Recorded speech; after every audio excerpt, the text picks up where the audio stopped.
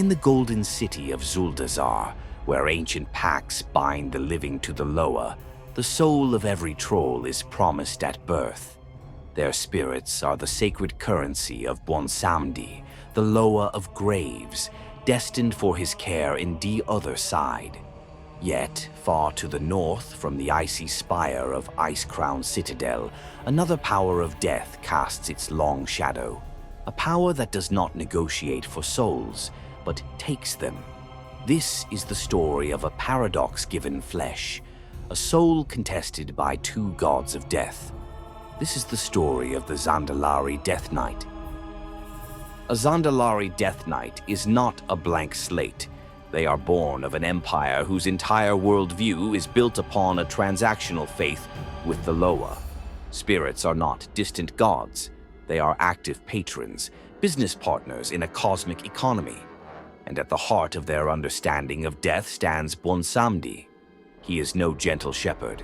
He is a deal-maker, a trickster, and above all, the proprietor of troll souls. His realm, the other side, is his vault, and his power grows with every spirit that enters it.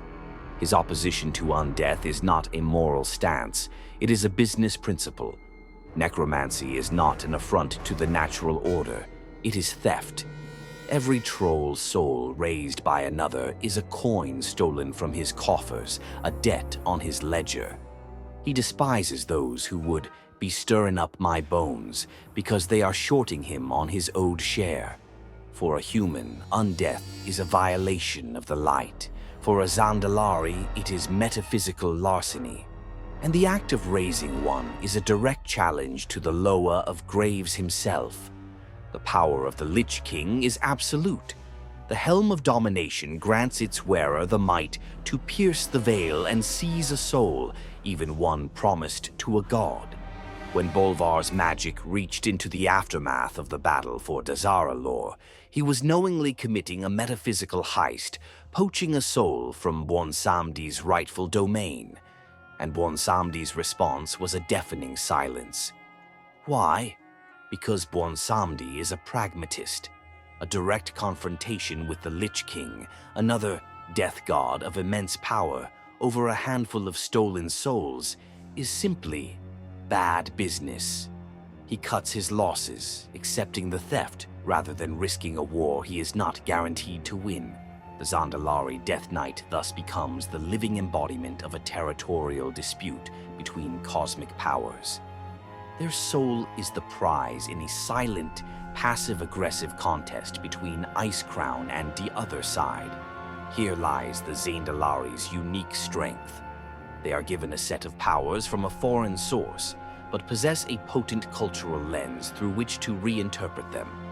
That which is a curse to others can become a form of worship.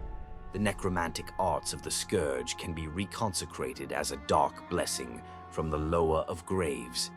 The raising of ghouls is no longer the creation of mindless slaves, but the temporary borrowing of lesser spirits from Bwonsamdi's domain.